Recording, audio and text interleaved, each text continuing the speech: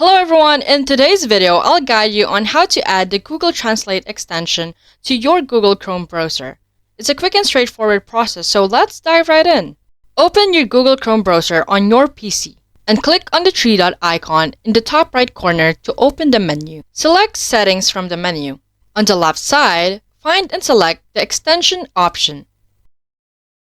Scroll down and select Open Chrome Web Browser, which is the last option.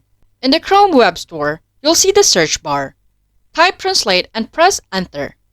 Look for the Google Translate extension in the search results and open it. Once on the Google Translate extension page, click on Add to Chrome. A confirmation pop-up will appear. Click on Add Extension to proceed. After a moment, you'll see a notification that the Google Translate extension has been added to your Chrome browser. And there you have it.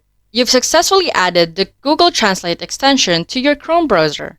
Now, when you click on the extension icon, you can easily access Google Translate.